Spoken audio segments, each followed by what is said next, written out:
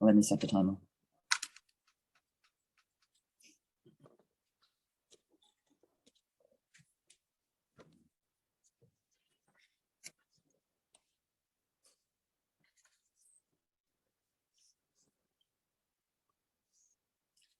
Just one clarification. Am I audible and visible? Yep. Thank you.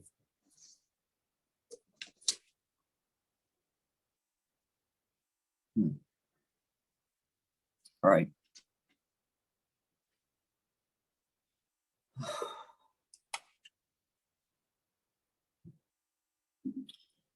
Starting my speech in 3, 2, 1, go. We think this debate is about which side maximizes utility of citizens of like the minority and religious citizens in the state school. And since we're going to save the most vulnerable individuals, we have to win this debate. So I'm going to do 3 things in my speech, just quick setups for this debate, what we're going to do in this debate. And secondly, I'm going to explain how utility factors of supporting this motion. And last but not least, telling you how impactful it is for the minority and the religious community as a whole. So let me go over one by one. So we have to remind you that the religion is deeply indoctrinated into people, right? So historically into Aceh or something like that. So just because the born Aceh, the people haven't to criticize, or just because they're the minority born, they haven't to criticize all sorts of things are being happen to them, right? So in order to solve these situations, we have to do by supporting this motion, just because the subsidy is going to be remain in this on last of the house. And what the difference between here is the local level election and how the subsidies is going to be utilized is going to be made by the decisions made by those minority and original taxation, in addition to the central, which is dumping in the state school. We can add some more taxation to it to make those minority people to be secured more. And so we're not saying one religion, but one the region have to be supported deeply, severely by this allocation system, but support each region to get some extent of the independence, or the religion to be independent from these oppressed situation. And the delta here is whether we have own decision-making process, whether we provide own decision-making process for the minority people. And yeah, that is what basically the setups and models. So moving on to my second argument. So what the how the mechanistically the utility of these the minority people can go up. So I have 2 things to say here. So the firstly, to central state fails to allocate some money for them, right? So 2 layers of analysis here. So there's the conflict, which is the religious conflict or ethnicity conflict in the first place, right? So firstly, they have the incentive, the politicians have incentive to win and to spread their own party, right? And the secondly, there's historically with these major the religious organizations, they have authority in politic agenda, right? So the legacy of war to create those the cultural disparity, or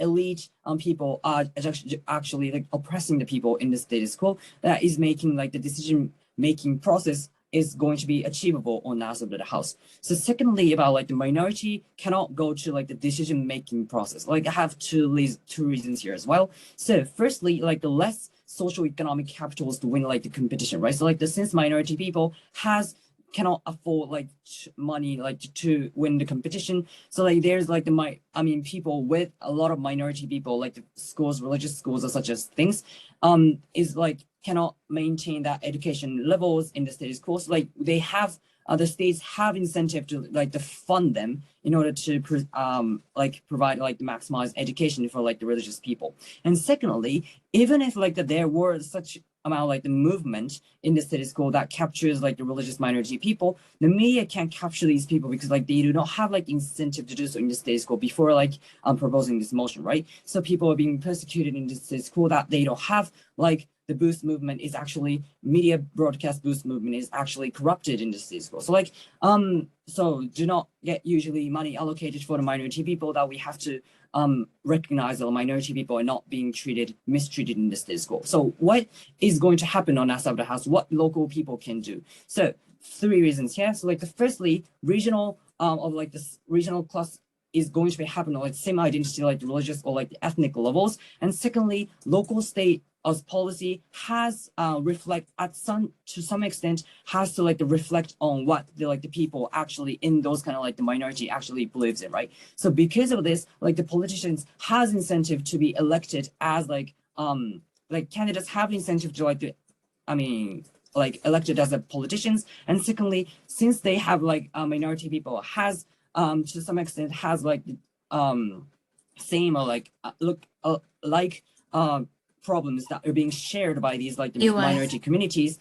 these are going to be happens on their side of the house. No, thank you for the POI. So nextly, the corruption is going to be on our local competition. There will be no like the corruption on this level, and there's no people like making this kind of corruption, like right. So like the local people, there's no incentive like compared to like the national level, because like the national level has like the reputation to do this, and they have a lot of like community to do this. So like at least regional tax distribution has like reflected on what people actually can do in the status quo. So what actually can we can do? So like we can expand like the educations, right? Because for like subsidization money. So firstly, education, there's like competition, like education leads to like competition. And because of like this existence of education, that like the people has more opportunity to win competition, and that will lead to like the trickle down effect for like the minority people as a whole. And secondly, when the competition actually increases, the multinational companies and so forth has to launch like multinational corporations or like factories in order to labor, in order to hire those minority as like the labor force, right? So like job opportunity, no, your time is over. For like economic activity, which expands the like the given via corporate tax, like consumption, the local state has incentive to do this. So at least on that side, we can raise like the education level, like at best economic gain or so forth. So secondly, like there's like the massive impact on that side of the house, which is like there's two impacts. So firstly, like we can protect vulnerable actors. So in both economical ways and like the educational ways. So in the status quo, like the people, like minority people, especially are suffering from they are unable to afford the education of in the status quo, or like they cannot unable to afford like the basic livings, right? So by allocating like those money, or like subsidizing those money by utilizing this motion, we can protect those citizens from the being like to change their citizen situation to affordable situations. And by utilizing the religious education, the children have like the opportunity to learn about their religious actively, which is I've already told you that religion itself is deeply indoctrinated in people, then children will be protected as well. So for these reasons, provided mechanistically, we have to propose this motion. Thank you. Thank you for that fine speech. Inviting Leader of Opposition. Hello, am I audible? Yep, loud and clear. Thank you. Okay, I'll start my speech in 3, 2, 1. When we analyze today's motion and we look at what the OG today has done, they've brought out a lot of points. They've talked about education, they've talked about economic benefits. However, when we analyze their case and we take a look and we take a deeper dive on what they've said, we do see that they haven't provided much mechanism on what's going on. And their points and their benefits are not just exclusive to their side. When we look at what regional autonomy really is, it's the decentralization of governance in order to give these power to the provinces in Indonesia. Note that Indonesia is a country with its population having extremely diverse backgrounds. And when we analyze history and the past of what regional autonomy has brought us, we can use ancient China as an example, where in many occasions the state has granted regional autonomy to its provinces and cities, and almost always resulted in either further division, more conflict, and a greater disparity within the region. Also note that China is actually a perfect example in history for us to look back at, and we can see what has happened under their form of regional autonomy in the 1980s as well. We believe that without a strong leader at the head of the state to provide guidance to its people, and with less centralization of the state, a country cannot function properly. Today, OG has to do a few things. things. One, they have to prove that the decentralization of power of the state, i.e. moving towards greater regional autonomy, does greater good for the stability of the state. Secondly, they have to prove that this does actually be more inclusive to minorities and people of various religious backgrounds. They focus a lot on the vulnerability of minorities. However, they haven't really proved why it actually helps them. Third, they have to prove why it is the most beneficial option and all alternatives are beneath that. They haven't done all of those three things. Okay, so when we look at what regional autonomy brings us, we see that regions actually need the backbone and the strength of the country, as Indonesia as a whole isn't as developed as other countries. Therefore, you cannot justify this case using developed countries as an example. Note that Indonesia is also very ethnically and religiously diverse, and with the increase of regional autonomy, various religious groups are likely to band together as there are greater inclusivity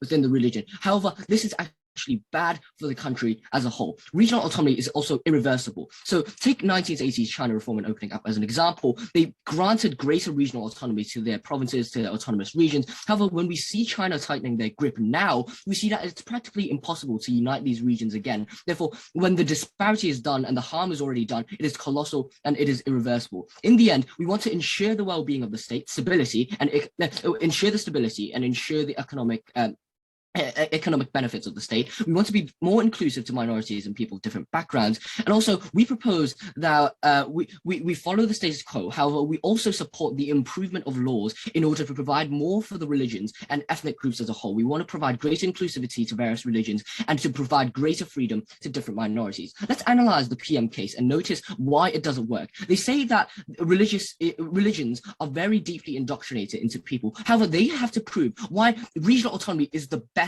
option. It doesn't mean that the solution is to increase regional autonomy. Secondly, they said that they support each region to get some form of independence. However, the problems in the status quo that you've mentioned now can be solved by the reformation of law. So why risk the harms of regional independence, which I will state in my case? Second, also, they've said that minorities have less power and they cannot maintain their power in government. However, even with regional autonomy, you're leaving them independent without money either. Why doesn't merely subsidizing minority religious communities work? And also, when we see that the population of minority religious communities are small, they're going to have less power in government anyway. And they say that politicians have the incentive to spread their own party. However, doesn't that also happen under your side? Regional governments can also be controlled by religious leaders or politicians who want to spread their own thoughts.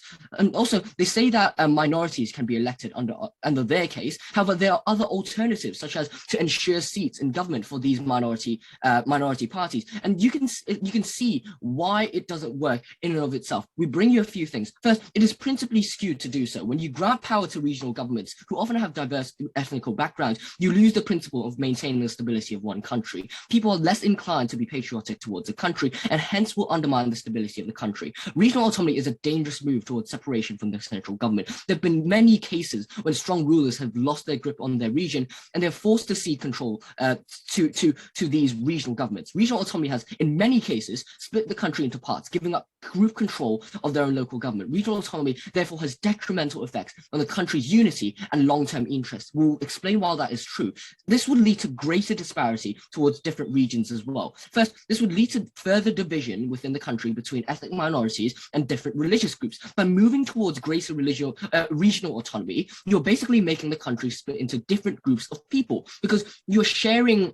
You're basically sharing land to smaller provinces, and you're giving different pieces of land to different minority groups, to different religious groups of people, which would lead to further division and segregation between ethnic minorities and religious groups as you're separating them, you're splitting them into different groups of people through division of land, division of power, and you're granting them more regional autonomy. Secondly, this would lead to pass by different provinces, which would head towards different goals, which are not uniform and doesn't contribute to the overall propulsion of today's society. Today, PM has talked extensively about how regional autonomy would help the economic state of the country. However, they have not explained why the mechanism is true. When you look at past cases, when you look at what's happened in China's history, it is clearly seen seen that the division of power is not a good way to help their country, but actually led to slowed improvement, since their provinces are going to be focused on their own goals, not the whole propulsion of the country as a whole. And when there is more centralization under our case, the country is going to be more focused on achieving a specific goal together.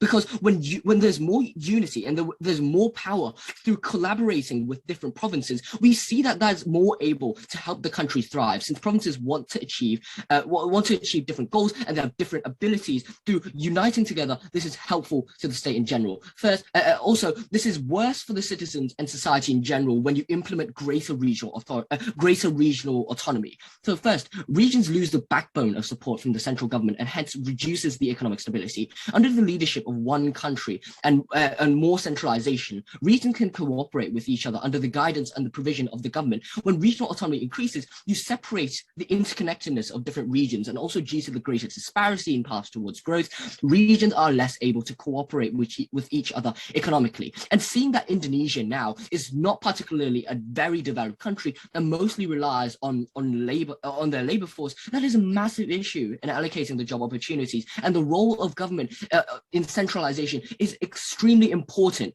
So what we need from government case now is to prove why the decentralization of power helps pragmatically. It helps the economic state, it helps the people socially, and it helps improve the greater inclusivity. They have not proved that, and we are very proud to oppose. Thank you for that fine speech. Inviting Deputy Prime Minister, here.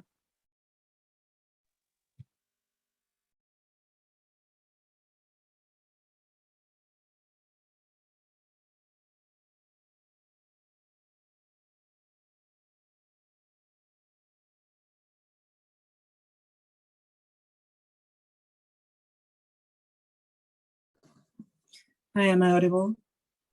Yep. Thank you.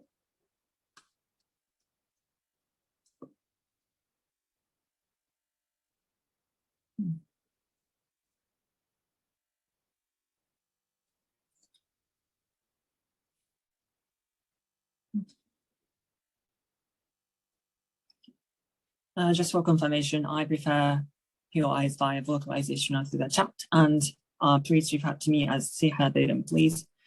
And my speech will start in 3, 2, 1. Two biggest failure coming from opening option. Firstly, the entire thing that is just, for example, like conflict, those kind of things, is not exclusive to that side of the house, right? The second failure coming from opening option is that like they just failed to mechanize, they just failed to prove you why the benefit is going to be, why the harm is going to be overriding the benefit Prime Minister towards, right? We don't understand any impact coming from leader of the opposition. That's why we've already taken this debate. Three things in my speech. Firstly, about like dealing with the like division disparity cases coming from opening option. Secondly, elaborating further on about exclusivity. Lastly, why even in the political sphere, why individuals are going to be better off on our side of the house. But before that, some sort of independent rebut to the opening option.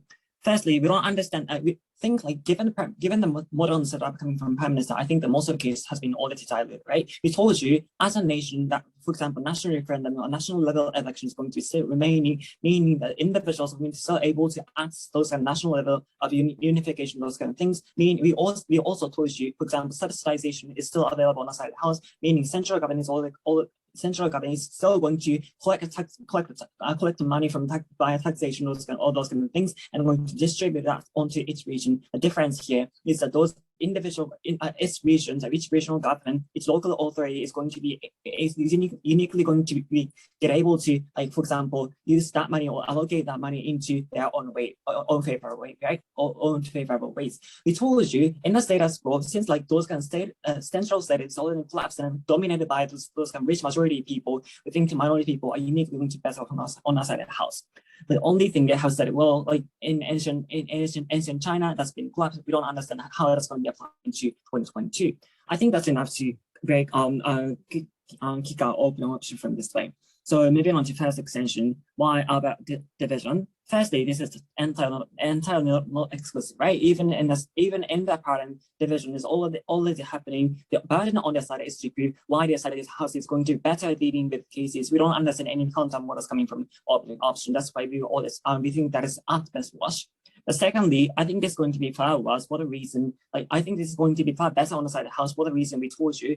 For example, those kind of like minority individuals going to be more accessible to those socioeconomic capital in order to increase the representation and increase the possibility that they're going to win a competition and are going to, for example, get an increased social ladder in order to, for example, get out structured situation that they are in, like on the latter half of the social division, social disparity, or those kind of things. Meaning this is going to be actually engaged in the best case, worst case coming from the opposition. That is to say, even if we recognize some sort of division still going to remain on the side house, that division remain on the side house is still much better than division on the side house. But lastly, we think this is going to be less feasible on the side house for 2 reasons. Firstly, on the side of the house, politicians uniquely going to increase their incentive to, like, for example, alleviate or minimize those kind of division disparity for the reason, those kind of politicians are much more incentivized to increase social good in order to have a reputation, in order to continue to win elections, right? Meaning those kind of social division, that is to say, that is going to be the concern, that's going to be concerned by vast majority of students, is going to be also interested in those politicians. Meaning, and since on the side has uniquely those minority individuals are going to accumulate a social and economic capital in order to voice up, in order to collectively practice into, for example, movement, in order to express, in order to pressurize those kind of politicians. We think that is going to be better deal on the side of the house. So I think with that being said, moving on to about exclusivity. Firstly, I think the case coming from the opening options is not, as we told you, like it's not exclusive at all, right? The Prime Minister already told you state allocation is already fading for 2 reasons. Firstly, it's like those kind of we have massive conflicts, for i.e. racial conflict, ethnicity conflict, those kind of things. Meaning historically, there are strong ones, right? Strong ones is creating a strong community in order to, like, for example, in order to continue the structural problem that, like, which ones are meant to be win and lose, like poverty and poorer one are mean to lose, right? We think this is noticeable, like in case, for example, legacy or in order to create a structure, those kind of class disparity, or like, for example, elite fund is dominating the state level of, like, state level allocation or decision making process, right? The difference here is we are going to establish, for example, minority level, those regional level of, like, decision making process probably elected by like dominated by those kind of vulnerable people, minority people, for the reason we told you, right?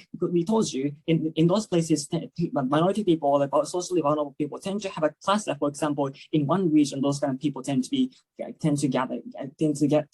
gathering on those places, right?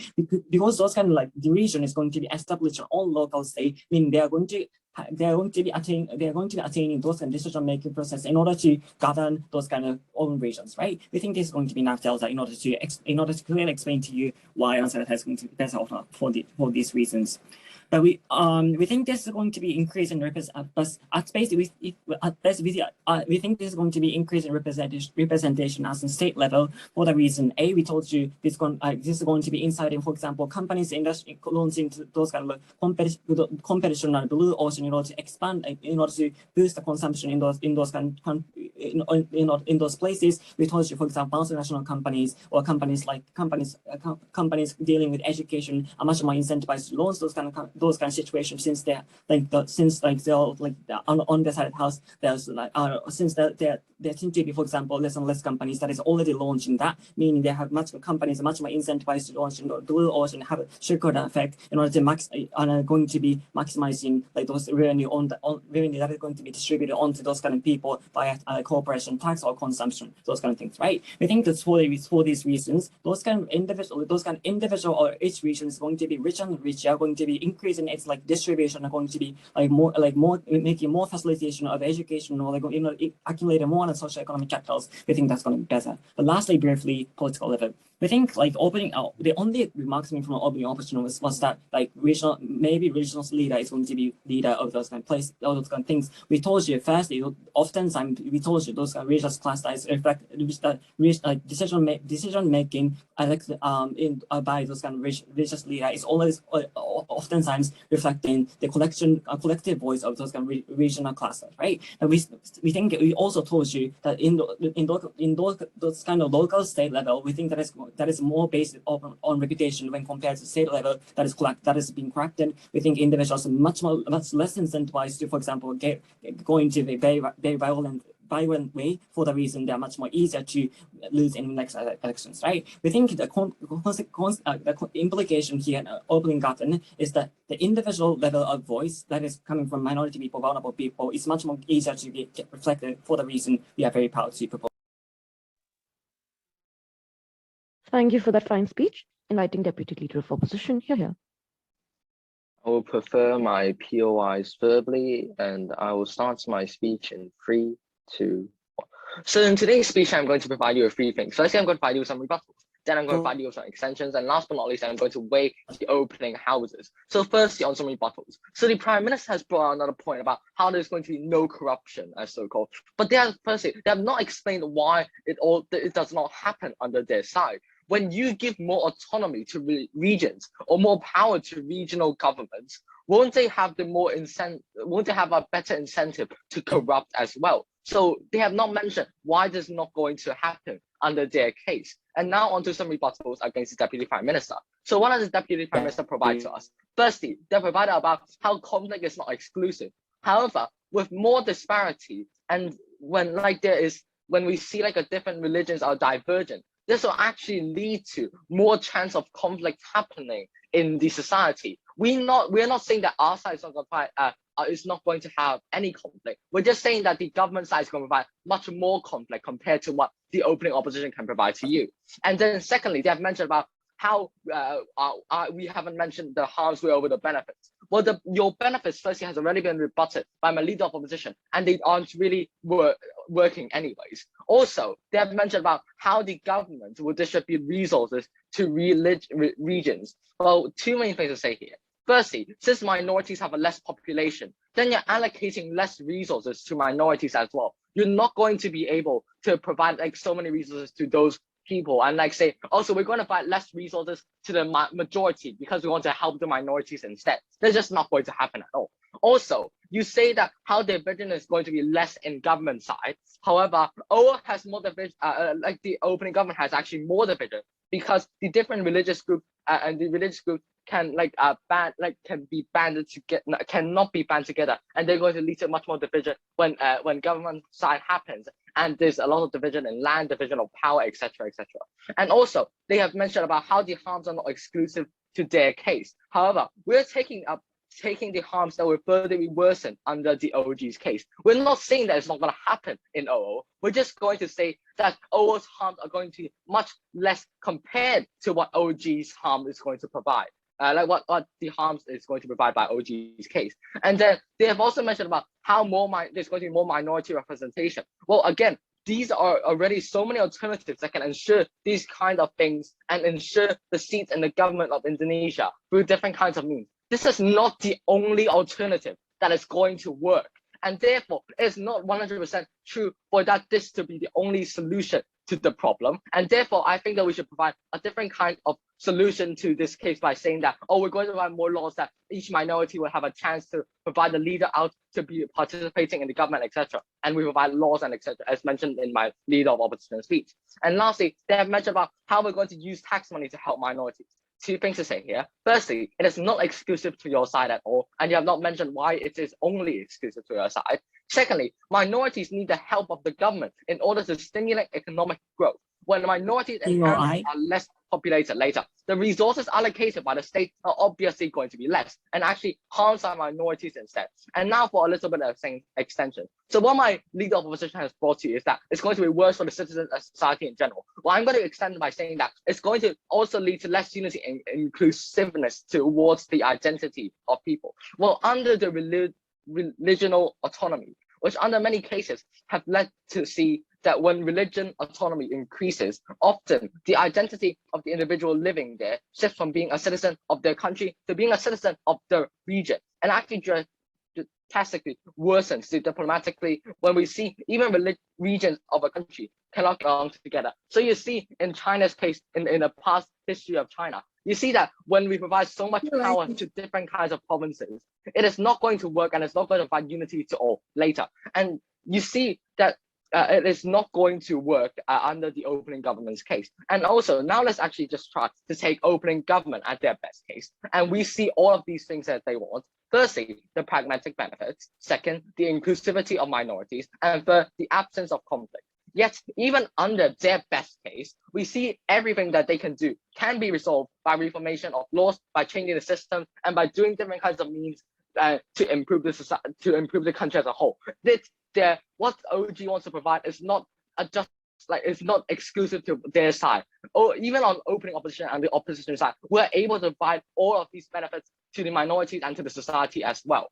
And what OO brings you today is how the decentralization of government undermines the stability of the country, which notes that OG has not responded at all to this point. So we already win discussion on stability. It's a principle. When you don't even have a country in the first place, why does anything else matter? And now I'll take a POI.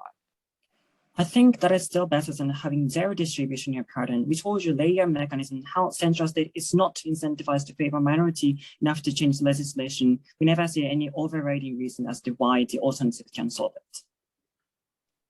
Well, you see, it is actually not really that true. Because when you look at like different kinds of cases, you see that by providing autonomy, you're actually going to lead to more division. And although yes, so it's going to provide benefits, but what's the point if there's benefits, but there's also division in the country? The country is not able to thrive by themselves. And we already have solutions to this by saying that we're going to ensure seats of minorities in the government's bench, as I just mentioned. We're going to provide laws and provide policies to say that also the minorities are going to have 1 to 2 slots in the government bench, each as a minority or each as a religious group. So they have the chance to come up and talk for those groups. And therefore, I don't think that your POI works. And now you see that what the government side just wants to propose is that they want to help the minority. Of course, this is actually what both sides want to say. But what we see in this debate, there's 3 main things. Firstly, which side can help the minorities, which I've just mentioned. We are going to help the minorities more by saying that we're going to provide more to them, and also at the same time reduce the chance of the country from going into division.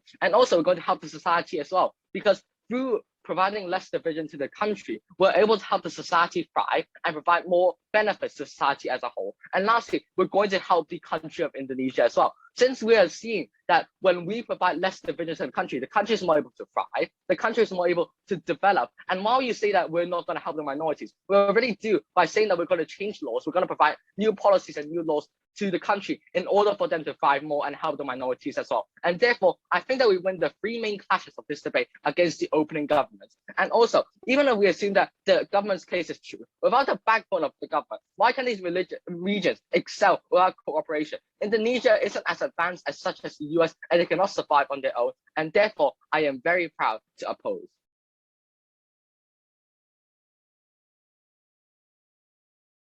Thank you for that speech. We've reached the end of opening half. TJ, could we stop recording? The CT would.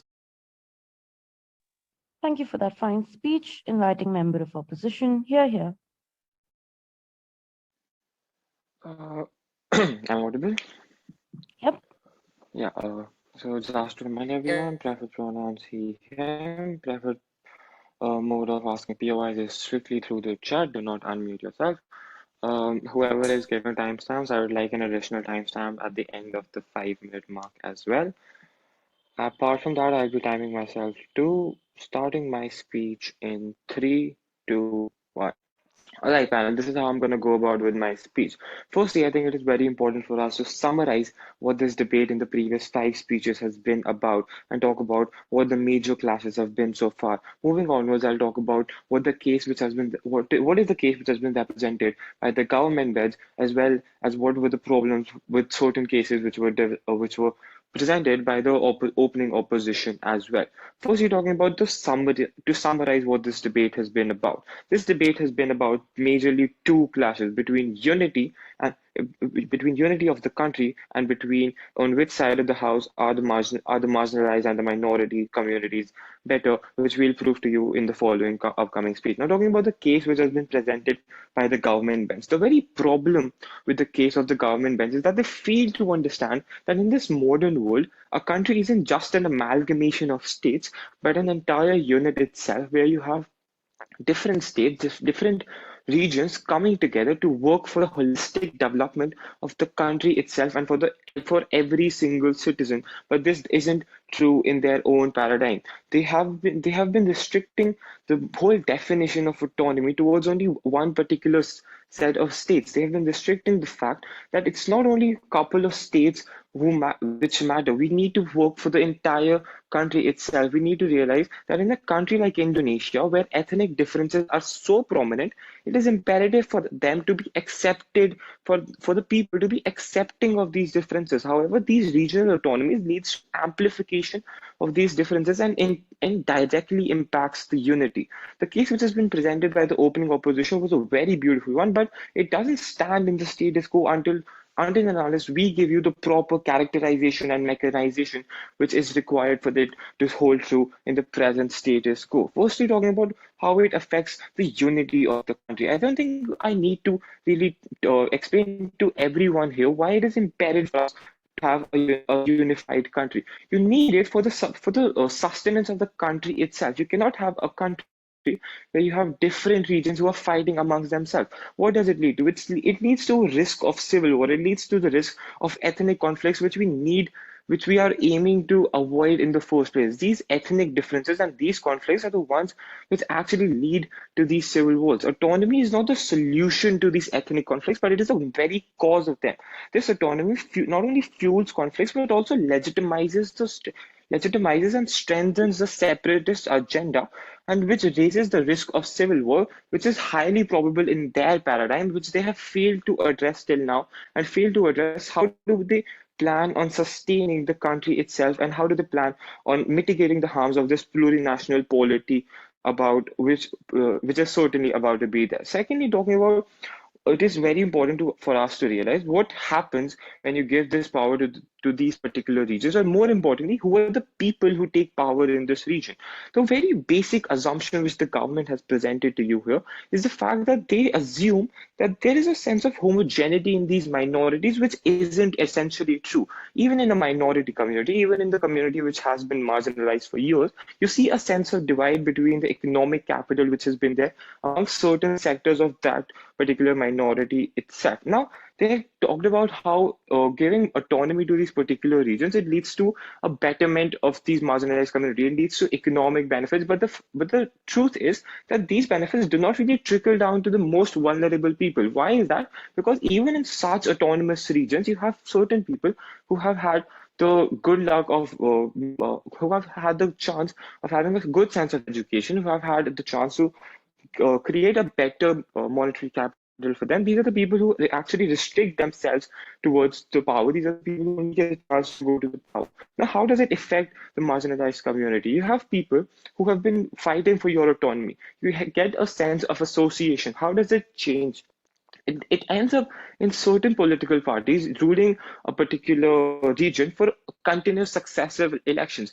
They were talking about how it leads to incentivization for these people to work for the minorities, but that is particularly not the case.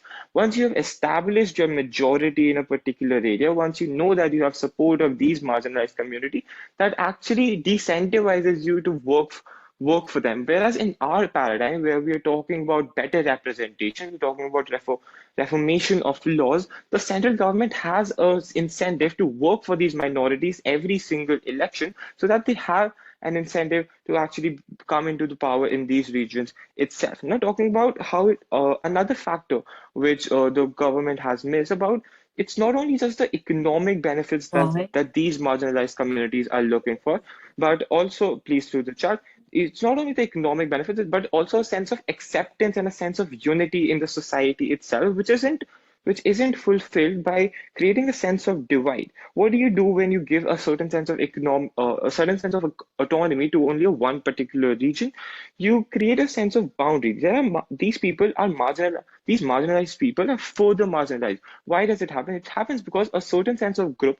When you introduce one particular law, you introduce sharia law in one particular region, you have people from different regions of the country who feel that they aren't able to move freely towards the other part. And that sense of freedom, that sense of autonomy is what is essential for every citizen in the country, and not just a particular region. Now, secondly, moving on to the what is the original purpose of this autonomy, right? We're talking about an equality of development. We want different regions to develop together, but that is not what the status quo actually looks like. It actually leads to a scramble of power. You need to realize the fact that once you divide the power, it creates a sense of weakness for these particular autonomies. It enhances the risk of an attack from an outsider, because they fail to realize that every country does not live in isolation. You need a strong central power look for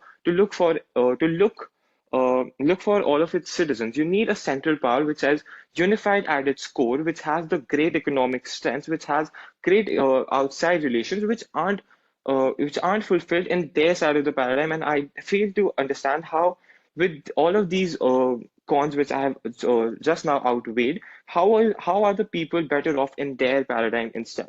Now, talking about the counterfactual which we present you, we talk about reformation and better representation, which was also talked about by the opening government. But the problem was that they didn't talk about how it leads to a serious mechanization. The fact of the matter is that a central government is better suited to work for these minorities itself. They have a better reputation in the international sector. They have better economic gains. That is why a serious representation, and they also have the incentive to work for these minorities every upcoming election, right? So with that better representation, these minorities have an opportunity to represent their views, to represent their problems, which eventually leads to the betterment not only these minority and marginalized community, but the whole country itself. With that, I wrap up my speech. Very, very proud to oppose. Thank you for that fine speech. Inviting Government Whip. Here.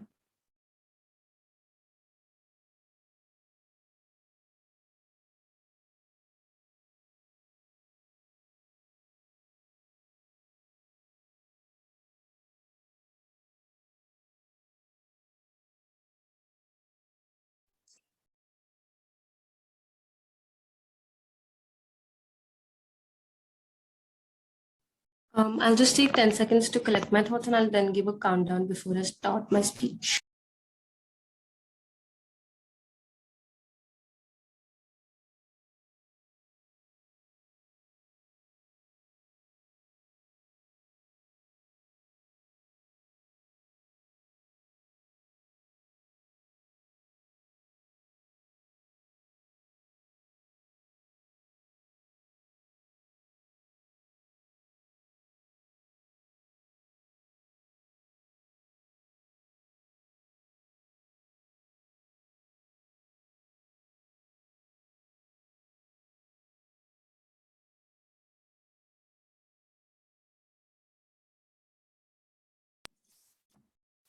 All right. So before I begin my speech, I would prefer taking POS strictly via chat. Please don't unmute yourself in the middle of my speech to ask a POI. I'll recognize you via chat itself. Apart from that, I will be starting in 3, 2, 1. Now, another major yardstick for the debate today is where the minorities, basically the citizens of the country as a whole, will be better off. Now, how I'll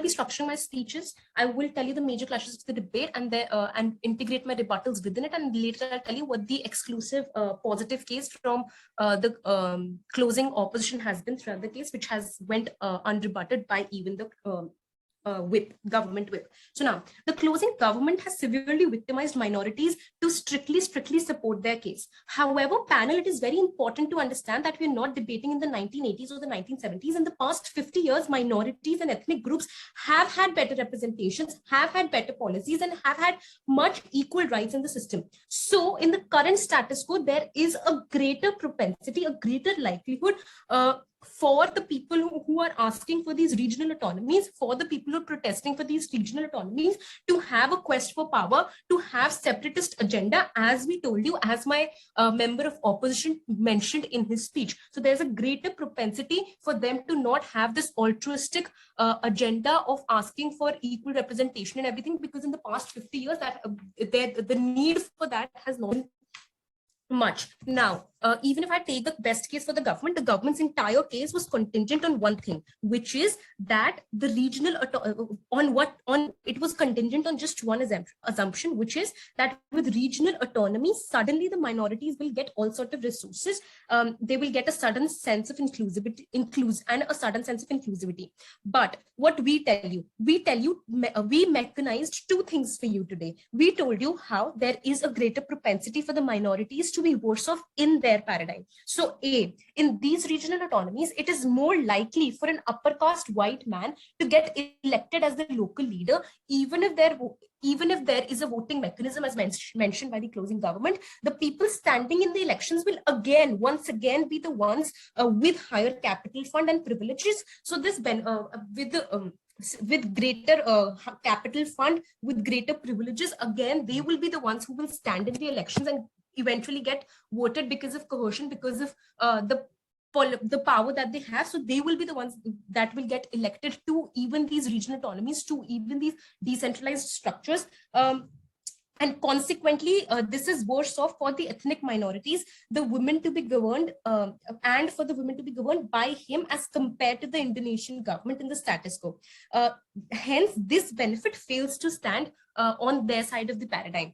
Secondly, in this respect, we told you principally, again, an argument exclusively pushed by our side of the house is that it is more likely for civil wars to occur pre and post the grant of regional autonomy, which is to say the impact of which will be that the groups of people demanding autonomy will have to be at feud with other minorities or even with the government, which will lead to a civil war, causing the impact of which will be even worse. The impact of which will be even worse for the minorities, for the citizens, for the ethnic groups, the impact of which will be worse in terms of physical impact, mental impact, and economic harm to primarily these minorities and the country as a whole. So the propensity of civil wars occurring on their side of the paradigm is more as compared to on our side of the paradigm, even pre the granting of the regional autonomy and post the granting of regional autonomies, because it will create a ripple effect in terms of other minorities also pushing to ask for regional autonomies in that sense. Now, thus, it is pretty evident that according to the principle of utility, maximum people will have maximum benefit when the country is stable and works as a unit, which will happen exclusively on our side of the paradigm.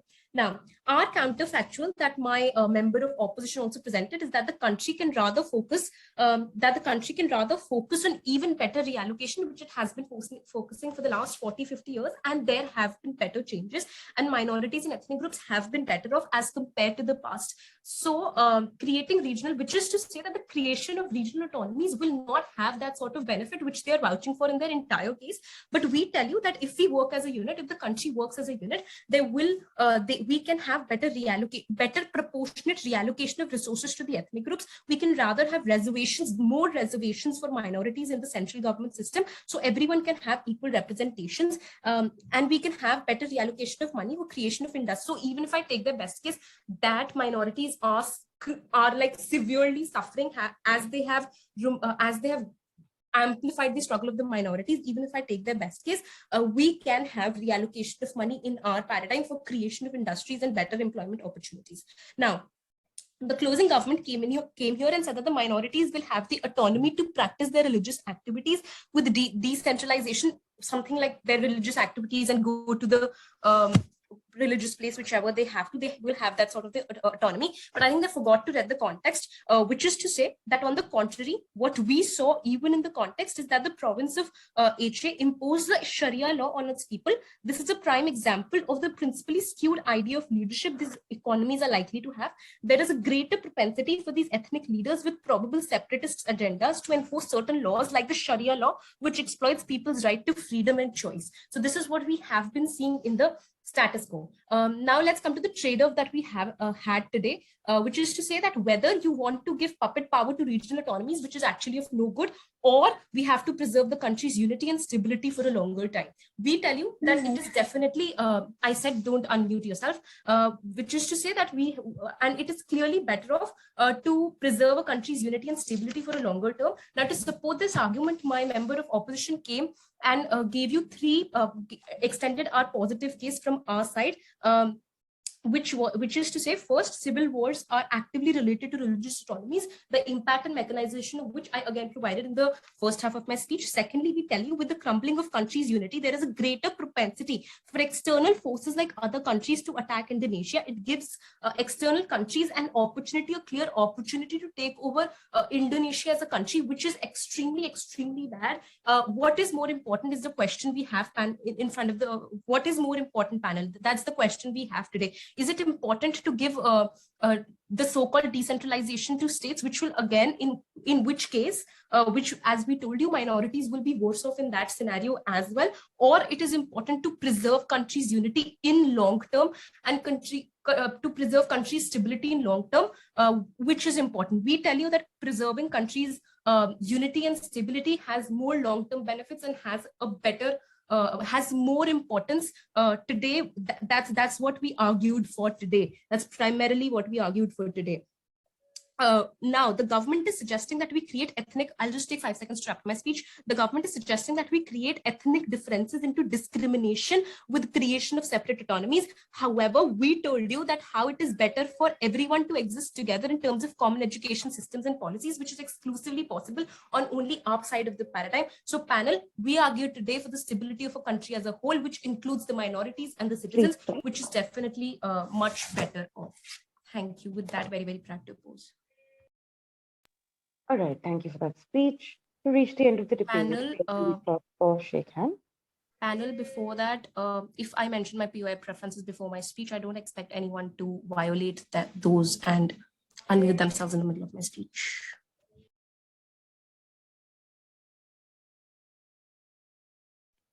Right, noted. Okay, thank you for that. Yep, cool. Thank you for that, everybody. It was a fun round. Could the judges please join me in the judge room number 1 or room